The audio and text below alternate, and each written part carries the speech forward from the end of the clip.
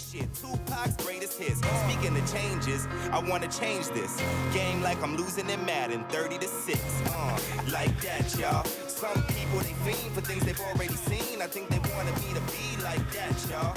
But it wasn't my scene. I started doing these things that made them say they can't. What is up, Atlantic City, and welcome back to Spokast. Today on the podcast is my good friend Jáiz Boyd of B.R.D.S and the Coast and B.R.D. Something. Both are fashion brands. B.R.D.S and the Coast currently focuses on custom handbags, and B.R.D. Something is an upscale streetwear brand that focuses on creating really amazing garments and hats, kind of like the one I'm wearing right here.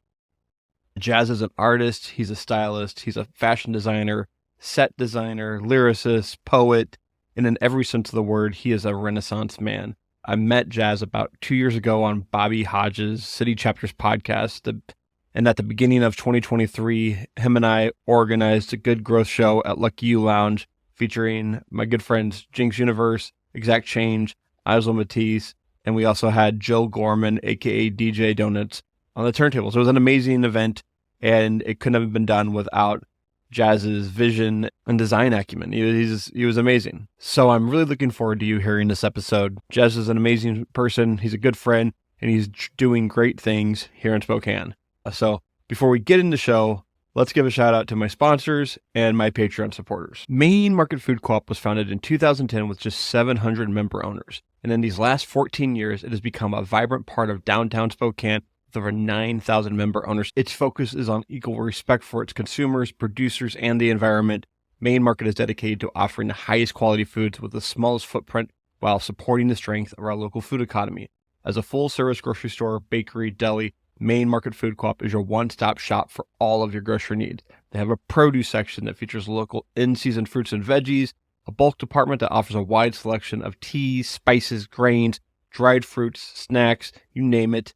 And when it comes to their deli, Main Market has you covered with everything from an extensive salad bar, breakfast bar, lunch bar, and they make 4 made-from-scratch soups daily. And to top it all off, they have a full-service burrito bar.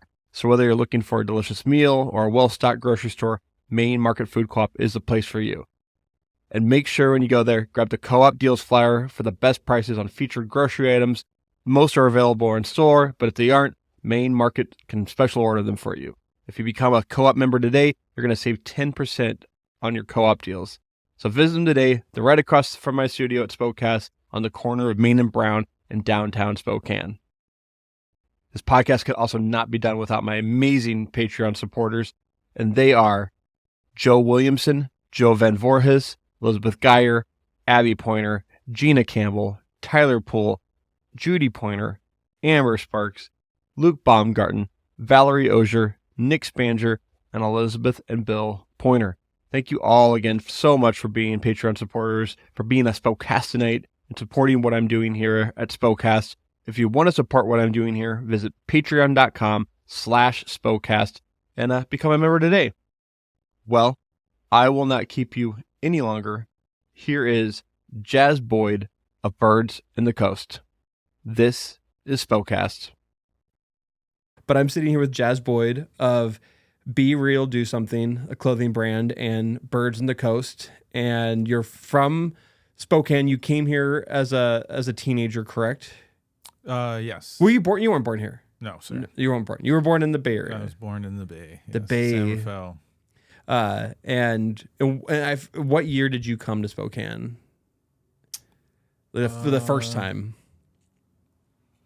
I came to Spokane, or the first time I visited, I actually came with family that had moved here before us, years before us, as a kid. And I remember going out to like Dishman Micah and stuff. Yeah. But I was like 12 then. But then actually moving here, my mom moved up here with 2 of my siblings, 2009, 2008, something like that. So I was like 16, 17. Were they older siblings? No, they're younger. Oh, younger. I was Okay. the oldest. And actually, I think it might have even been before that because I think she left when I was 16. So 2006, 2007, something like that. Yeah. And so you just like you went back and forth between Sacramento and was this San Rafael? No. Okay. No. And actually, sorry, it was Santa Rosa. Okay. No, my family lived in the Bay Area for a while and then kind of started moving up north. Mm-hmm. My mom lived in a small town called Vacaville and, Cowtown, small little spot we talked about there. It's not a small cow town anymore. Not anymore. It's got money into it now. Right. And then Sacramento. Yeah. You know, in different parts. My dad's lived mostly kind of more towards South Sac or in South Sac, but other spots as well.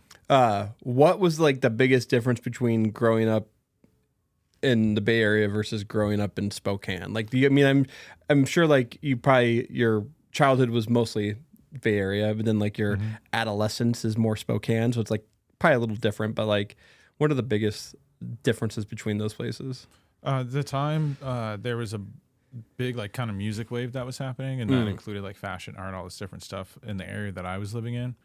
And so it was just weird leaving kind of that movement and that feeling to out here where there was a few people who kind of knew about it, but it was very limited. Yeah. And so that was like the biggest shock is to like, as a teenager, you know, you're in an environment and you kind of get consumed by that environment and think like this is what the world is. Yeah. You know?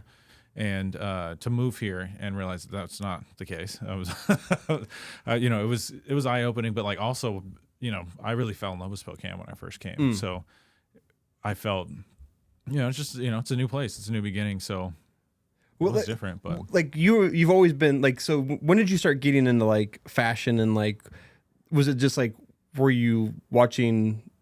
What were you watching the most? Like that kind of inspired that down in the Bay. So part of this, it's called the hyphy movement. Right.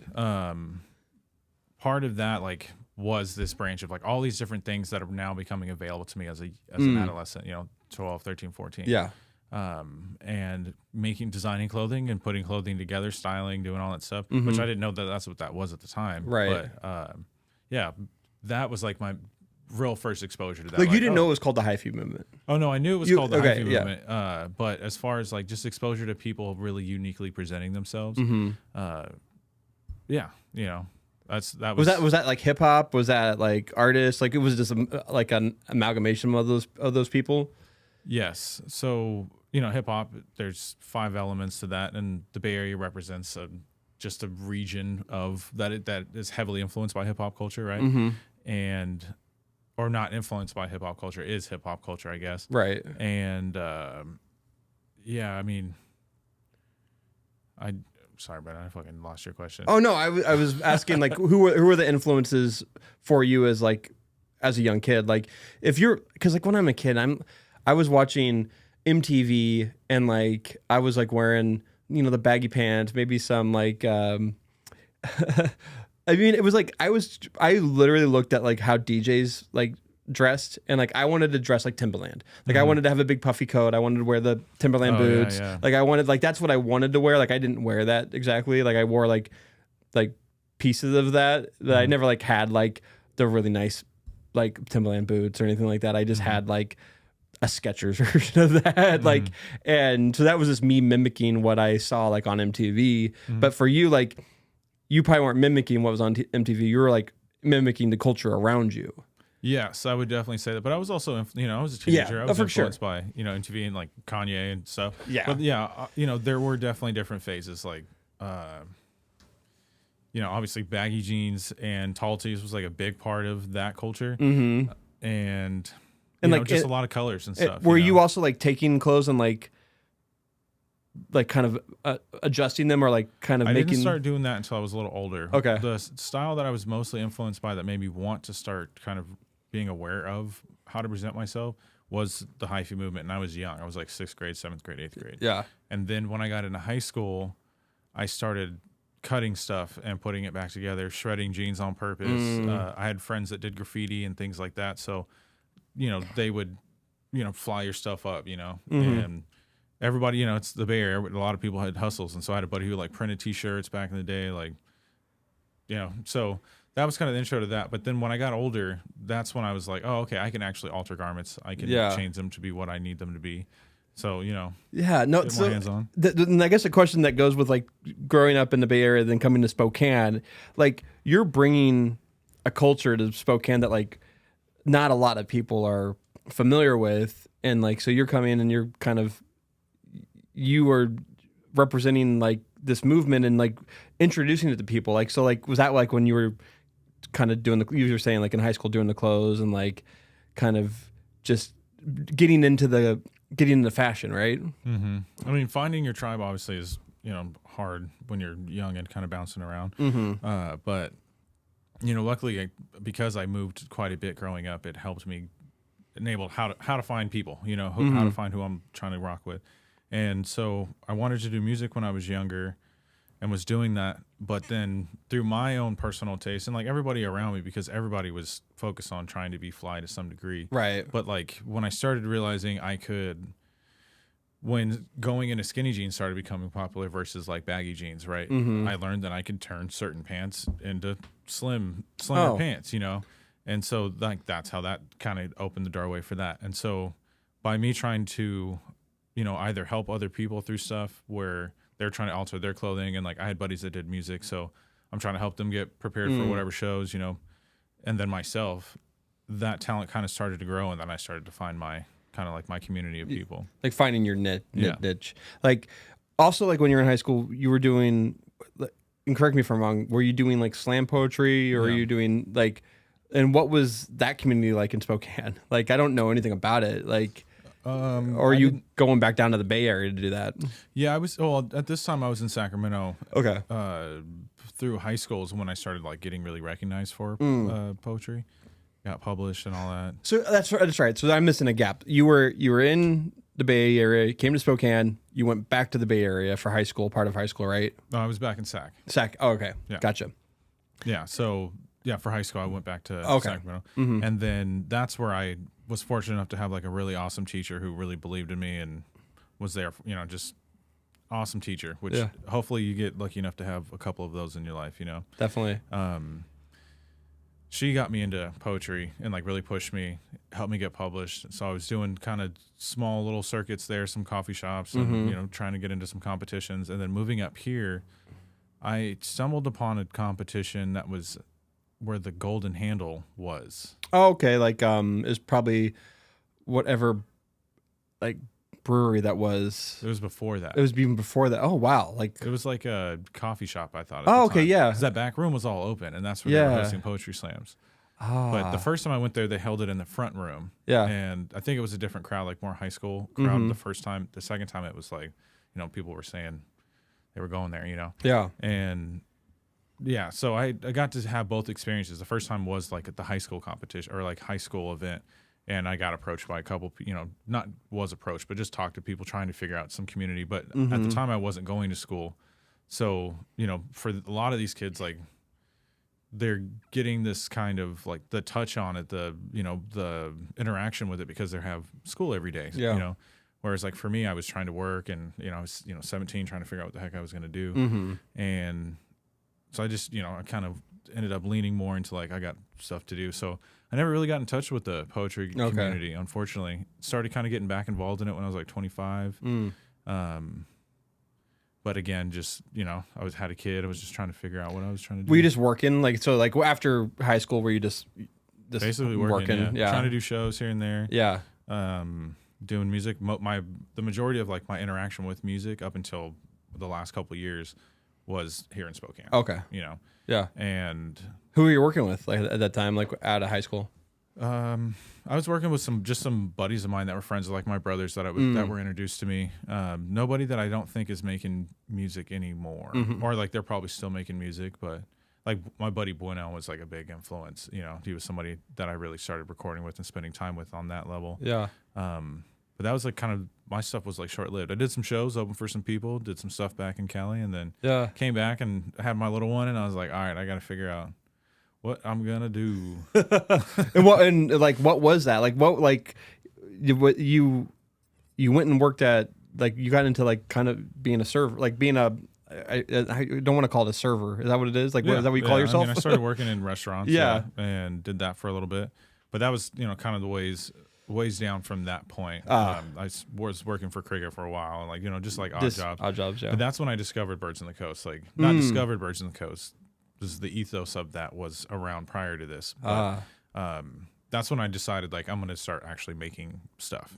Yeah. And I was lucky enough to have a supportive partner that was enabling me to be able to get supplies sometimes, or like teaching me, because she had a little bit of a background of putting clothing together too. So I learned some stuff from her as well. Nice. I want to get into Birds in the Coast and like that trajectory after we do take a little break. We're gonna play the Spokast hot list again. We've done this before. I imagine your answers might be completely different this time. Let's see. But I don't remember what they were the first time. I don't remember either. But it's just, I'm gonna say a word and you're gonna say the first word or the first place. I'm gonna say a place. That's what I'm gonna say, and you're gonna say the first place or thing that comes to your mind as it relates to Spokane. Mm-hmm. And the first one I always start with is park. I can't remember the name. Wow, that's bad. Where's it at? I can tell you. It's up Maple. It's the one that has like the big ring. It has a basketball court that was updated and has a tennis court there with a little. Division and Maple. That's a big area. Is it below? Is it on the bottom of the hill? Is it on? Is it? It's at the bottom of the hill in between Division and. Oh yeah, I think it is Corbin Park. Corbin Park. It's it's like a very skinny like park. ring. Yeah, and it has a ring around it. Yeah. No, Corbin Park is great. It's like literally like if you run around it, it's like 0.75 miles, and you can go and do like nice. You can go do nice intervals there for runners. I know you're a big runner, yeah. This sounds like something you really want to go do. At one point in time, I was kind of a runner. Okay. I mean, no, not these days, unfortunately. Coffee. Indaba. Their go-to. Good music venue. Well, I guess it's going to be the Chameleon, even though I haven't been there yet. I'm so curious. Literally, the next interview I'm doing after yours is with the owner of... Josh is awesome, man. Of the Chameleon, or I think he's a co-owner of it. And yeah, I'm going to learn all about the Chameleon and how it's going to be like Lucky You, how it's going to be different, and how they came to open up this place. Because I'm so happy that it's coming back, and they have a really cool couple first nights there. Mm-hmm. I think tonight is the first night of one of their shows, right? Their first kind of big show. Is there tonight? Yeah. I thought it opened on the 1st and the 2nd. March 1st and 2nd. Like there's a show tonight. Maybe there's a secret show. Man, maybe I need to go find out. Beer. I'd say no lie. Nobody's got they're very consistent. They got good branding. Artist. It can be singer, it can be whatever you want it to be. Because I love this guy. It's got to be TS the Solution, bro. Yeah. He's a good artist. That's my guy. Burger. I mean, it's Zips, bro. Yeah. Which one? The one on the. I think I actually did say this last time. Okay. The one at the bottom of Division, bro. They're so consistent, and I've been in California for the last couple months. In and Out is my jam. Yeah. But Zips, y'all won me over with Zips, man. Zips is good. When I went to freaking California last year, I took Lincoln Ivy to In and Out for the first time over near Manhattan Beach, and. Honestly, it was like it looked like it was going to take forever to get.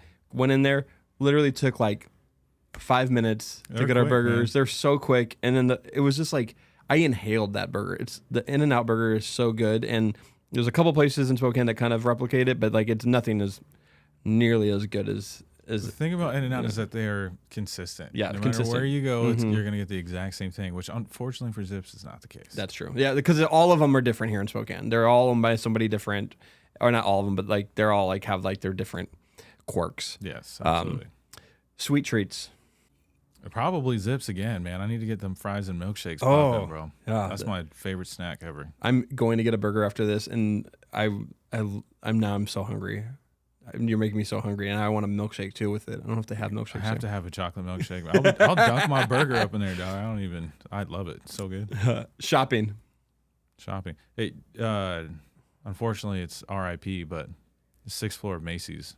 Oh, you remember? Yeah. I do remember this. I remember going to the 6th floor of Macy's, and they had so much good stuff up there. You could get so many good finds. It was almost better than thrifting in some cases. Yeah. Bro. You got some stuff. Had some heat up there. Because I feel like they must have sent all of the stuff from all the Macy's in Spokane to there if it didn't sell. And they just put all on that top floor. It was great. The deals, man. Breakfast or brunch. Not pick one, but where at? Calico Kitchen is that's a forever, Waffles Plus too for me. Ooh. I used to be up in that neighborhood a lot. Yeah. I got my Bueno, the homie I used to make music with. is the dude over there. And every time I go there, my man don't miss, man. He kills it every single time. Pizza. Pizzerita too has also won me over. Man, did you go to NC? Like, is that like your neighborhood? Did you were you at NC? No, my older sibling, I had stepbrothers. They had all their homies were in the NC neighborhood. Okay. So that's where you spend a lot of time on that Monroe corridor. I'm finding the constant. That's how you know you're from out this area, though, because you can hone in on that. Right. Well, but you're not talking about the zips at the bottom of Monroe. You're talking about the one on Division. So like the one on the bottom of Monroe is they've been pretty consistent, but dude, I'm trying to tell you, man, the best zips in town is hands down. The one in the Valley does fairly well as well. So neighborhood. Actually, the South Hill, man. I'm not gonna lie. I was staying in this spot up on 17th and Lincoln. Oh, really? Oh, dude. Yeah, I was there for a year, and it was just, I loved it, man. Like, my favorite neighborhood. Yeah. Quiet. My kid could play. Oh, so, like, that's like by Rosars. Oh, yeah, man. And that's when I was partying. So, like, I could ride the bus down and have to drive. And it's, like, right outside my house. Like, literally, I was the second house on the block. Like, that's awesome. Boom, catch that down and then Uber home, Abby and I lived on, like 12th and Lincoln. Oh.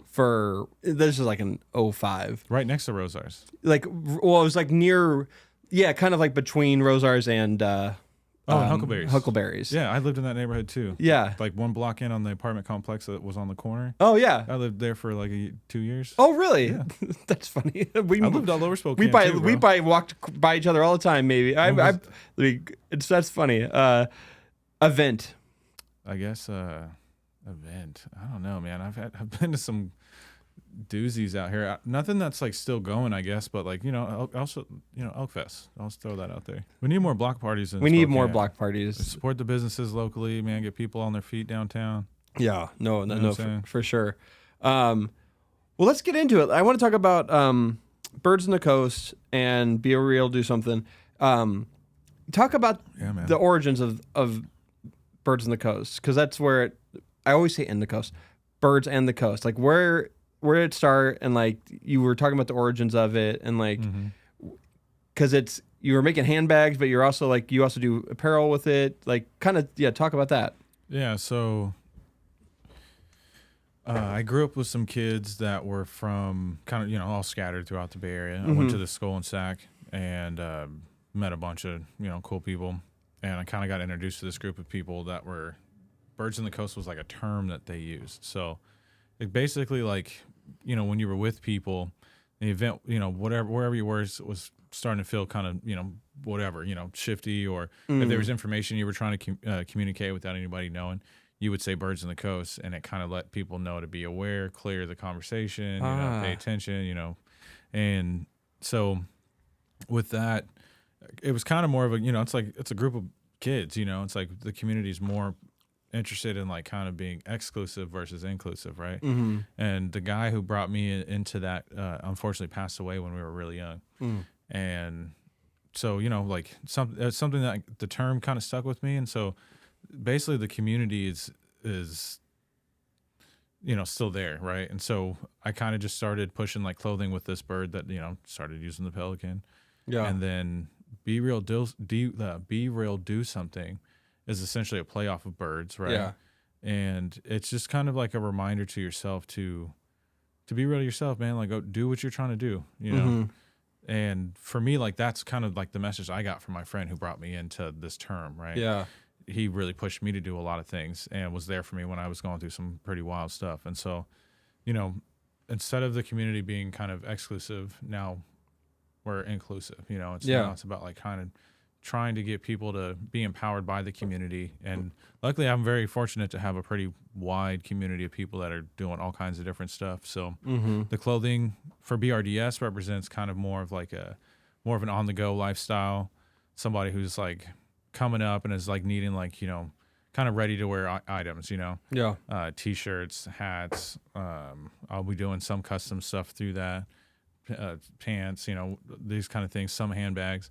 And then for Birds in the Coast, that kind of represents more of like the mindset of kind of taking your time and chipping away at something. Somebody who comes with that kind of energy. Yeah. So I'll offer more one of a kind. I do offer more one of a kind pieces through that label, and handmade stuff. Most of it is made by me. Now I'm finally starting to get some help that's kind of helping me elevate the product. I'll be able to do more stuff. But yeah, I mean, basically, it's just it's representing community and mindset, and that's the work that you and I do, and the stuff that I do with a lot of the other creatives that I work with. Yeah. And, it's just all about trying to heal the wounds, man, and get communities together so we can move forward. You know what I mean? What is I have this dope hat on right now. Like that's just like, I came and visited you down in the Bay Area a couple weeks ago, and you brought out this hat and you let me wear it for a little bit, and I was like, oh my God, this hat is like, first of all, it has it has a B on it. I mean, obviously, it's for birds in the coast, and I always say I'm like the worst at saying that. Birds in the coast, you said. I know I said it right, but now I always like question it. But I was like, I looked at it, I was like, this is like me. This hat is me. I'm nervous that my kids are gonna fucking touch it though, and it's gonna get. I was like, I need to get a black version too. But what I want to ask about is like, what is when you were creating this new line, like, what was your inspiration for it, and like, is it just like what you wear, and you just wanted to like create stuff that you like and then sell it to people, or like, is it a little bit of both? Because like, you can't. I've already gotten a couple compliments on this hat. Like they love this hat. And I think that's what. It's not like you just like thought about. It's not like you just like you saw this hat. Like obviously this hat like is created like that other people can use. Design, yeah. But you saw it and you're like, I could see how I can implement my brand into it. Like when you're looking at pieces, like how do you find what you want to make sure like it's good quality? Because like so many people can just put a logo on a shirt, but that's not what you're doing. You're actually being intentional about finding good products that are like people want to wear and that they fit nice. Like it's nothing worse than buying a shirt and it like fitting like I'm a tall guy. I'm a tall guy. I have a big we both have that problem. I have a little bit of a belly, and like I need stuff that like fits me right to like feel comfortable and confident. And like, how do you make sure you're like kind of curating your line to do that? Unfortunately, it costs money. Right. You got to try everything.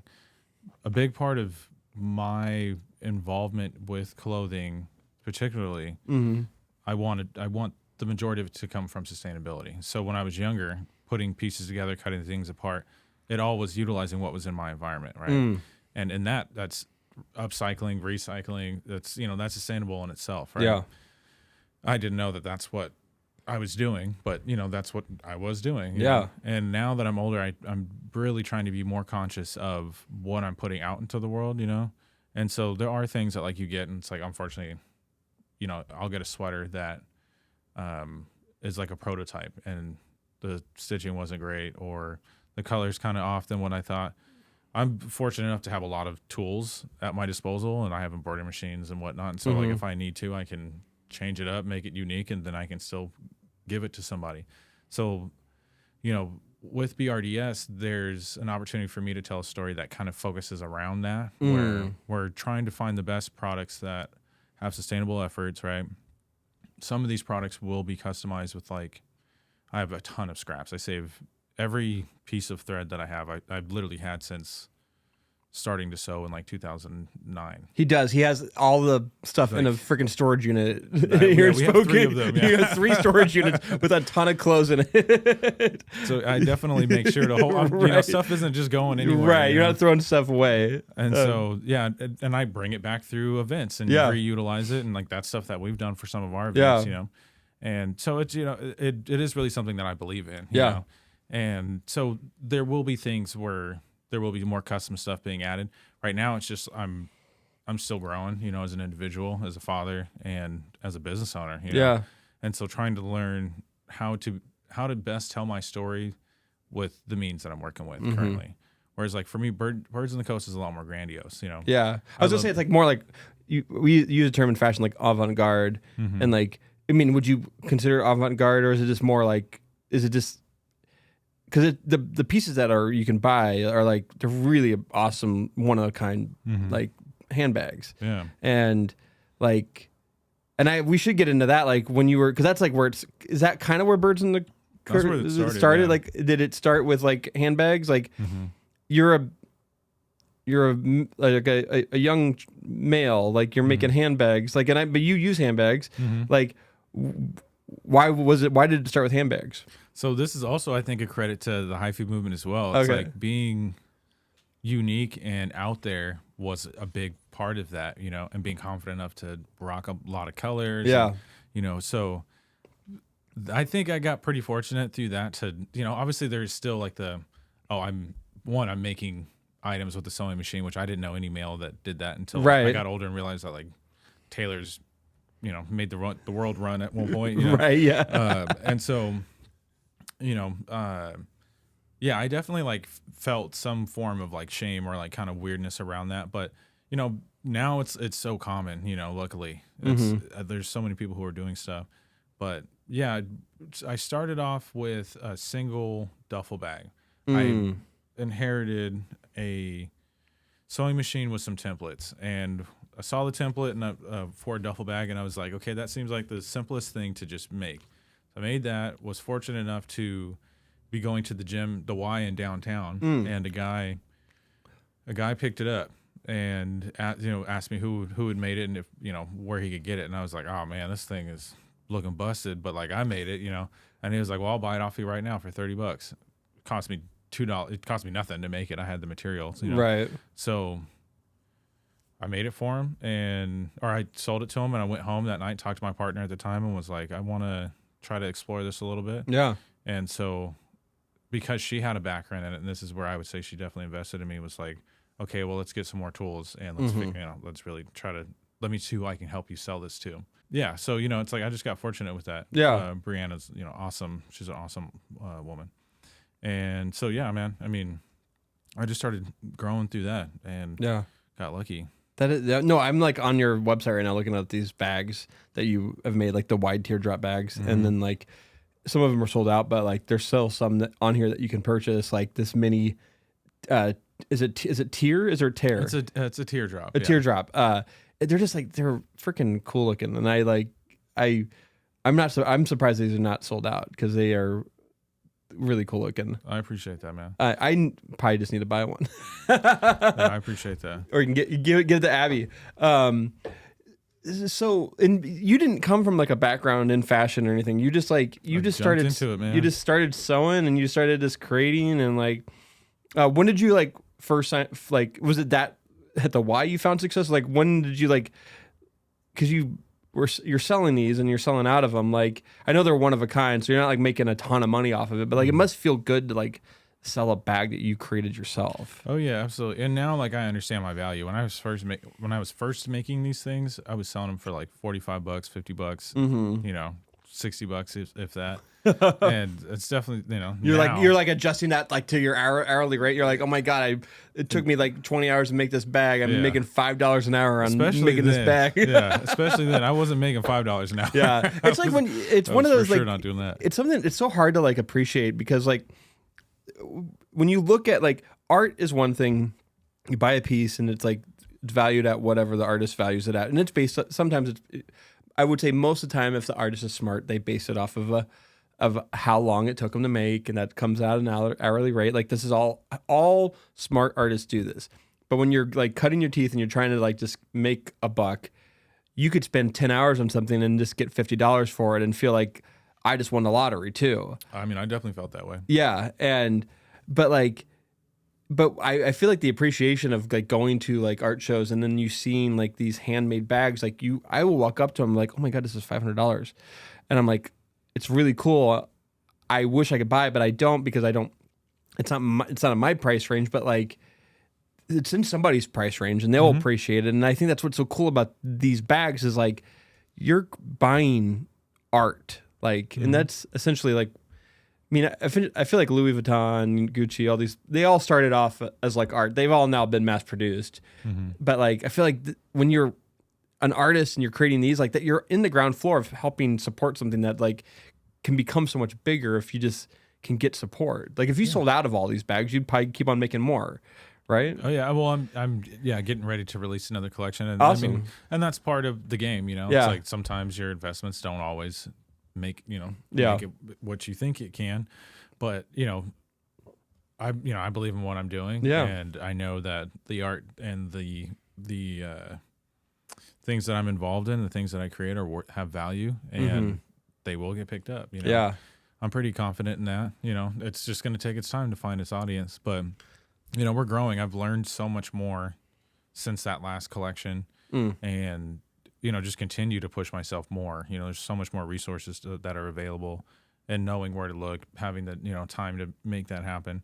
But yeah, it's cool. Like the stuff that I'm able to do now, like I've still been doing kind of like private or like custom pieces, and luckily that's been good. Yeah. But now it's like when I look at bags that I've done a couple years ago, like I just saw one since I've been back here in Spokane. Buddy has one, and he's like, "Bro, I love it. I still rock it everywhere." And I'm looking at it, and I'm like, "Oh my god!"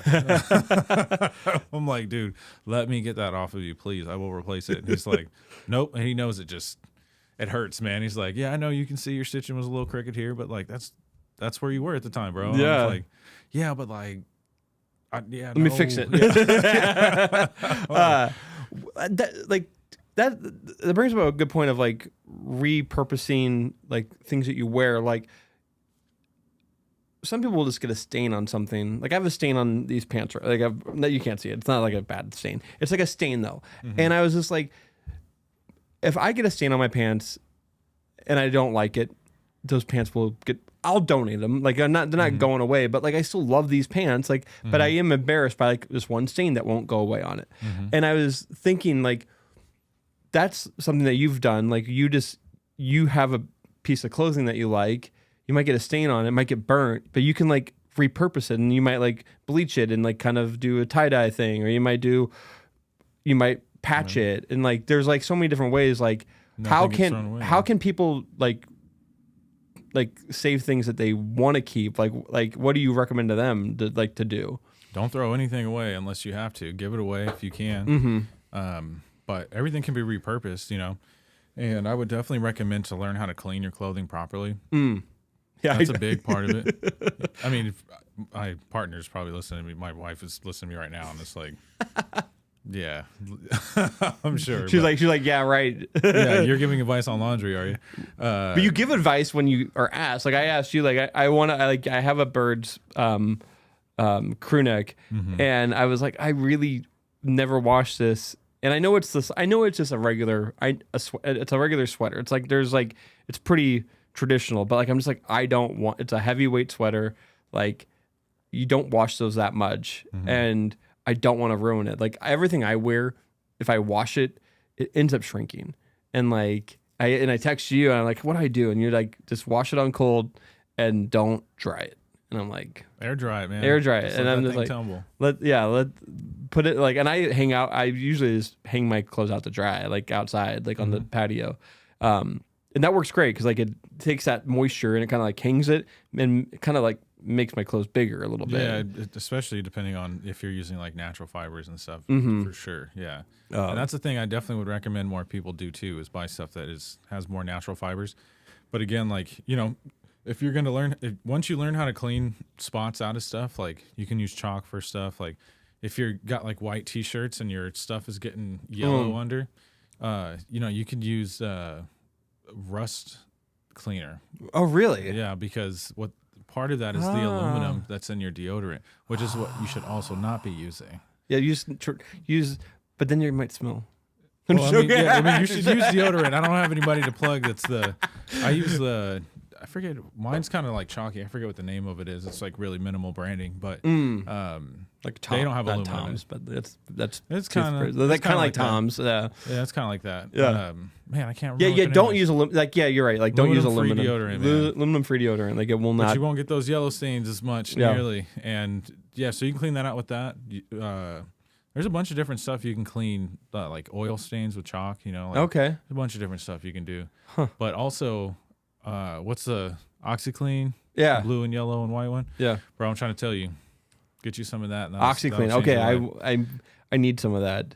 There's I have some stains on some pants that I just can't get out, and they're probably set now. Oh, I was thinking. I'm trying to tell you, man. Okay.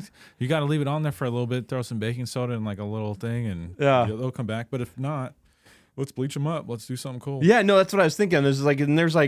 And if it's like beyond repair, take a piece of that and and repurpose it, like put in a new piece. Like I'll make a jacket out of that thing. Exactly, like because I actually have something I want to give you. It's an old City Chapters hoodie that I kind of destroyed, and it just, we talked about this. I think I have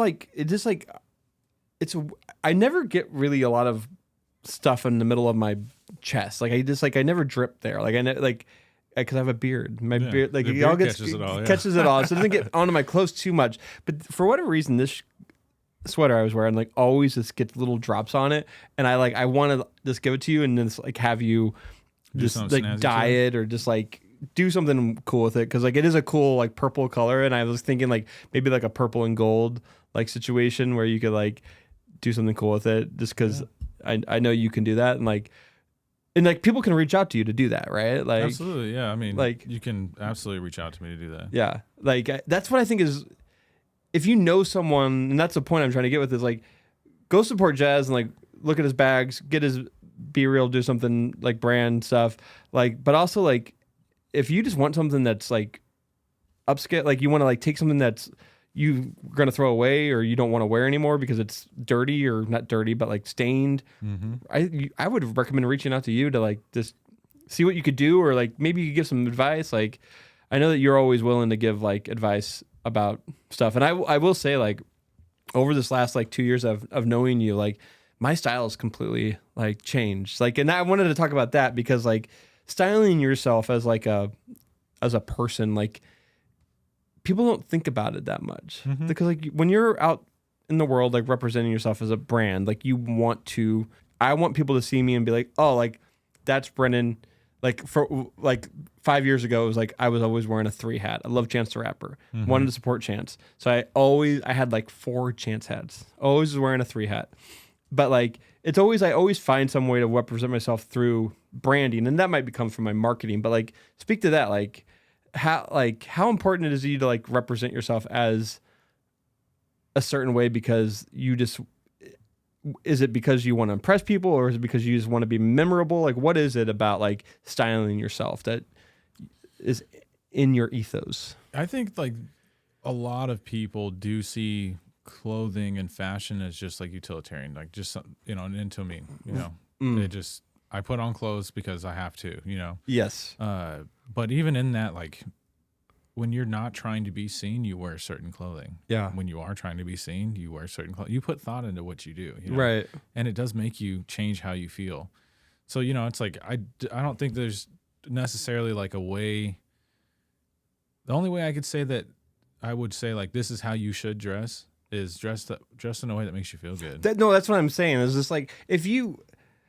That's I find right now in the winter it's always I'm wearing a jogger and a hoodie and a hat. I usually that's my uniform. That's my uniform. Yeah. And now it's Jordans. And I don't know if I can actually get into this as and I don't think I could just only rep Jordans, but I only have one pair and I wear them all the time, and I feel people are going to be Brennan, you wear those Jordans a lot. And I need another pair. I need another pair. But my uniform is literally, it's joggers, it's a hoodie, and it's a a structured hat. And I mean, and I look at you and I'm and you shift between your styles, but you're always have a certain look to yourself that I respect, and I'm just I want to mimic a style like that. Mm-hmm. So yeah, I mean, I have this affinity for relaxed black ivy, kind of cool Ivy League, but more in touch with street culture.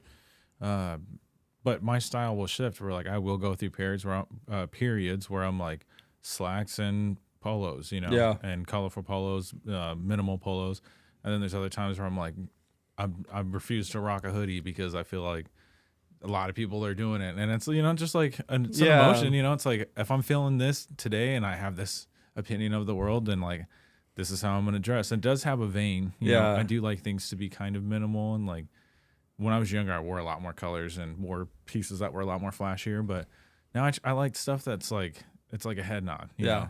That's what I go for. I need to adopt the heavyweight sweatshirt that's with no hood, because like it is slicker. Like you look a lot better when you're not wearing a hoodie. Like you don't look as I feel young. Like I think turning 40, I've noticed like I look at myself and I'm like, oh fuck, I'm 40 years old and I'm wearing Jordans. I'm usually wearing like kind of a baggy hoodie and joggers. Like I look probably like 10 years younger than I am. Look like a tech bro, man. You know, like, yeah, exactly. But like I'm just like, but just by changing my instead of a hoodie and just doing a sweatshirt, like a no hood sweatshirt, like that just elevates it to be a little bit more fashion. I don't know, even fashion forward. It's just a little bit more like clean. Clean, like, it's clean. Like you have a better silhouette, like when you have no hood. Yeah, man. I mean, and people get kind of like when you show up places, I feel like with a hoodie on, it just doesn't make you look. Although, like, hey, man, if you're a billionaire and you rock hoodies, like, good for you, That's bro. true. You know, but I know, like, a crew neck to me, like, you can wear that with a nice jacket. Yeah, I mean, like, look at you right now. You're wearing a crew neck with a nice jacket. You just like I'm chilling, man. Yeah, like you look great. I mean, and I don't mean this like to like embarrass you. It's just like this new brand that you've like this new line for your B.R.D.S do something, like it has a certain style. It's like it's cream, it's black, it's maroon, it's gold. Like, what was the vision behind that? Like, is this like what you're wearing right now? Because it's obviously kind of similar to what you're wearing right now. Yeah, I mean, like, so B.R.D.S is kind of like I want some kind of collegiate feels to it. Yeah, it's not necessarily like Ivy League, you know, like it's not polos and slacks and stuff, but you know, there are elements of that, and that's kind of what I'm going for. I'm going to be rolling out some other colorways that will be collegiate colorways. A lot of them are HBCU colorways, you know, and I'm kind of visiting on that story. Oh, that's cool. I didn't know that. What is maroon and gold represent? It represents several different colleges. Okay. I mean, you know, there's only so many like really good combinations of color. That's true. Yeah. But they're very collegiate colors. Like these color, like it doesn't have to represent any like certain one, but like I understand what you're saying. Like and in fact, I'm looking for ones that kind of, you know, I didn't go to an HBCU. Right. I do enjoy the legacy and the story of that, you know, and the colorways are. I mean, but the colorways are shared amongst NFL teams and other Ivy League schools and other, you know, colleges and whatever, you know. That's a whole league, like anything that's sports kind of feeling, you know, it has that element. But with heritage is kind of what I'm trying to lean in. Well, I think that's why I like this cap so much. Is like it is not like anything that's kind of being out there right now. Like, but it's clean and it like looks upscale. Like I wear a lot of structured build hats, and they're not all. They're clean, but they're like, I don't always want to be representing like a team sport. Like, and like that's what I like about this hat is like I'm supporting fashion. I'm supporting like fashion, and I'm also supporting a friend, which is great. And I also feel very fly in it. Like it's just like, and that's why I'm very excited about this new line. And I just need to go buy this heavyweight sweatshirt because I love heavyweight sweatshirts. Like they're very comfortable for me. And these ones are good quality. They fit me so well, and like I just like I should say anyone who's like wearing sweatshirts, like who's listening to this, like you'll know the difference between wearing a heavyweight versus wearing like just like a kind of like a, what would you call like this kind of weight? This isn't heavyweight. This is more like I would just say midweight. Yeah, this. Find a heavyweight sweatshirt and just try it on because it kind of just makes you feel comfy. Yeah, man. Yeah, you feel insulated, you know, and it doesn't stretch. And a lot of the blends, a lot of them are 100% cotton, which I would definitely recommend. And does 100% cotton not shrink? It does shrink, but again, it's about how you wash. It's how you wash it, yeah. And you can keep it soft by adding vinegar to the wash instead of using fabric softener. I don't use fabric softener, and which I would also recommend not doing. Yeah, it's not good for your clothes at all, and it's not good for your body either. Have you tested using these new, like not using soaps, but using like kind of strips, the strips, paper. paper. Yeah, we are doing that. Yeah. Because like it's so much better for the environment, and it's so much less waste. Oh yeah. Like we got some for Christmas like a year ago, and we ran out of soap, and we had these left. I'm like, this is fucking genius. Like why are we literally using all of this? Like I don't even know what the detergents are that are going into it, but it's like if you can just make it into strips and like less packaging, less plastics, tons of less like petroleum, like we all should just be using strips, like so. I don't remember what the brand is called, but yeah, that's the way to go, man. Yeah, imagine you could even like make your own strips, like with like vinegar, like you could just like make stuff that like has like those ingredients in it. Yeah, we might have to edit this part of the podcast right. But dude, like I gotta say, like it's been a pleasure to work with you. Like we haven't even touched, and this is gonna be a whole nother episode eventually. Yeah, we talk about, because we also have another business together called Spokane Unlimited, where we do event planning and events, do cool stuff, and do stage design. And you're an amazing stage designer, and you've done a lot of shows in Spokane. Like, what are you excited about in Spokane as like the future comes? Like, because I feel like there's art and music is like in Spokane's like coming together, and I feel like, I kind of feel like we're on the forefront of that. Yeah, we're definitely a part of that. I feel like I still haven't gone to a show and seen anyone do anything like we've done. So like, I don't know. Like what are you excited about in this next year? I do think that there are some people who are putting together some cool shows. Yeah. There are elements that I shouldn't say we're the only people doing, but like, yeah. But yeah, no, I get what you're saying. Like, there's still elements that we're just not seeing inconsistency, like set design. Lighting design is becoming a lot more consistent. But yeah, I mean, as far as like having elements in space, we don't really have very much of that, you know? Yeah. And, you know, which is understandable. Like, we have had these kind of gaps between certain, you know, parts of art, you know, music and visual artists and who, you know, all the different elements that play into that. But I think that I think Spokane's like getting there. I think there's enough exposure that people are bringing in from other markets, and also us going and experiencing what's happening in other markets, you know. I think that's a big part of it. When I went to New York, I was so amazingly inspired. It was ridiculous, you know. And, you know, that's what we need here. We just need to keep pushing. But I think that, you know, the city is starting to really get behind some of this stuff. Some of it, you know, not really, you know. I want you to talk about that, because like they're getting behind some things, but like what does Spokane need to do to be more involved with like the arts community as it relates to fashion? Because like fashion in Spokane and the arts like don't really exist. There's a couple of places that exist that are people are taking, like I would say like Chosen is a place that has like some repurposed like garments, and like, but like there's not a ton of places in Spokane to do. Like, what can Spokane do better about like appreciating the fashion industry in the arts?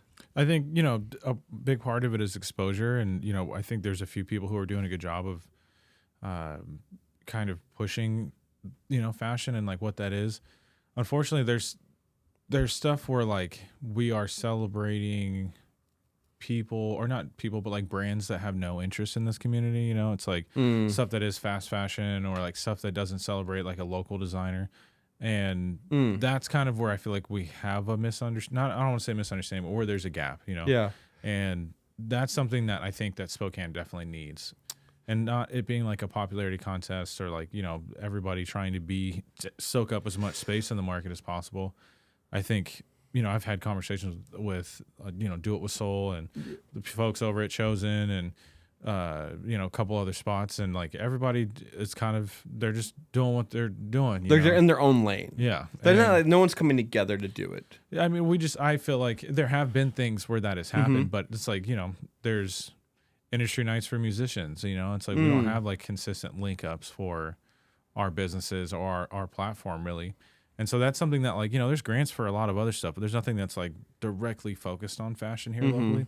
And that's like something I'm working with, you know, TS and James and Olivia. Like, we're trying to, and Carly Ann over at the Root Experience, you know, trying to bring some of that opportunity directly into this medium, you know? Yeah. And so I think that me knowing what we're up to, I'm like, I know that there's opportunities coming and like actual funding that's really going to be dedicated towards this.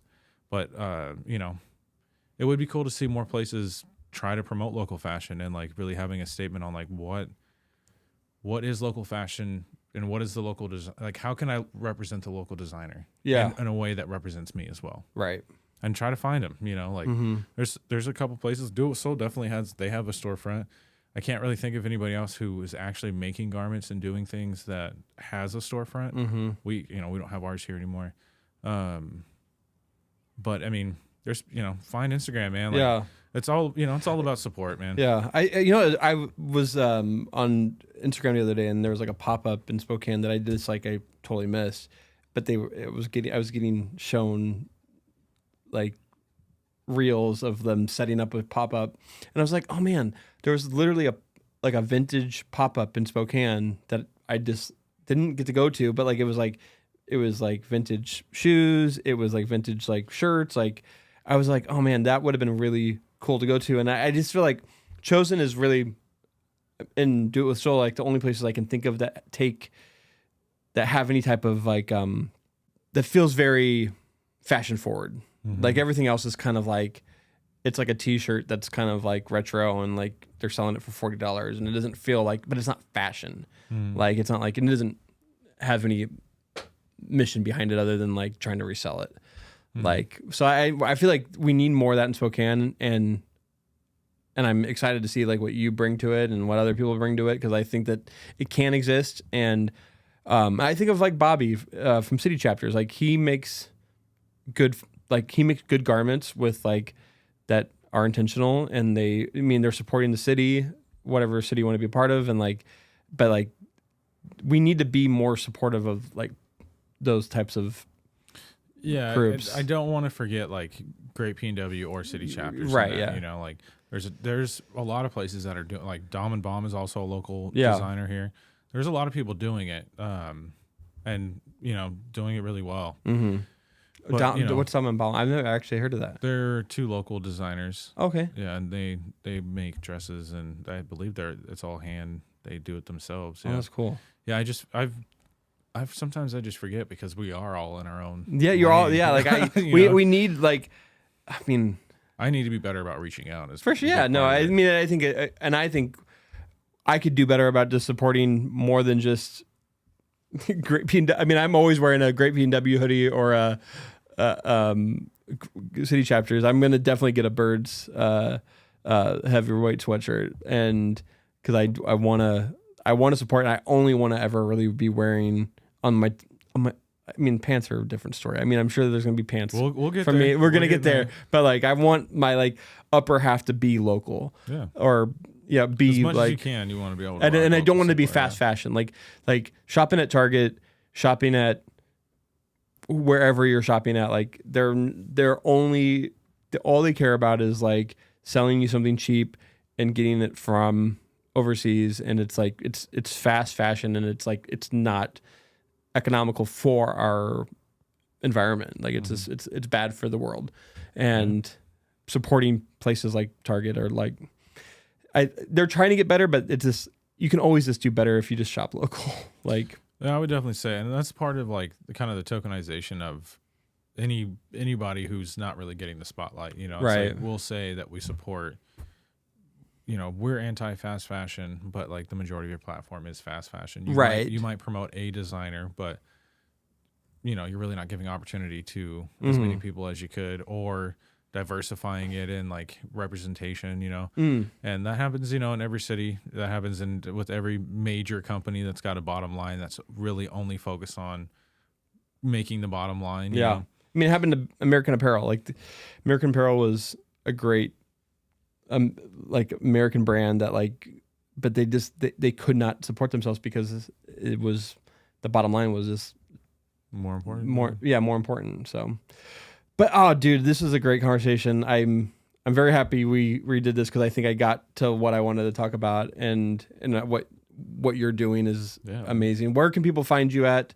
And give me all the places. Yeah, birdsonthecoast.com is like, man, put an email in there and write me, man, because I'll definitely, I'd love to collaborate or make some cool stuff for some people. And also, the website's got all the cool gear.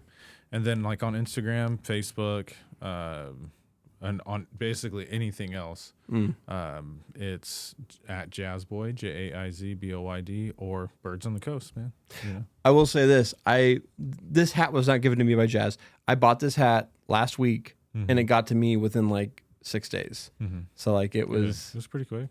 Quick, and I don't know if all. I mean, I can't speak for everything, but like I would say, like if you're gonna order something from you, like you're gonna get it pretty quickly. Yeah.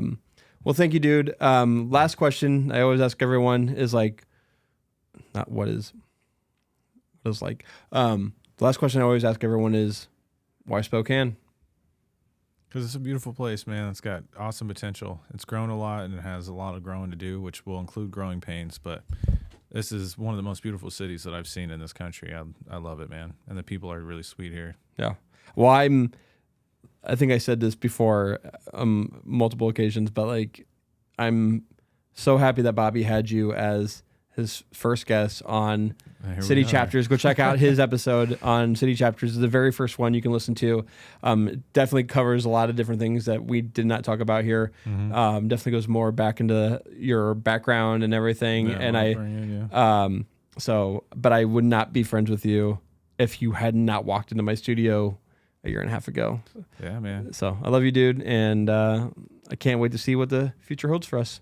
Well, I love you too, bro. All right. Everyone, thank you so much for listening. Oh, man. Have I been out of frame this whole time? Until next time.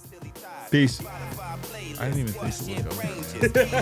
I was like, I'm not out of frame. I'm like, Speaking of changes, I want to change this game like I'm losing in Madden 30-6. Like that, y'all. Some people, they fiend for things they've already seen. I think they wanted me to be like that, y'all.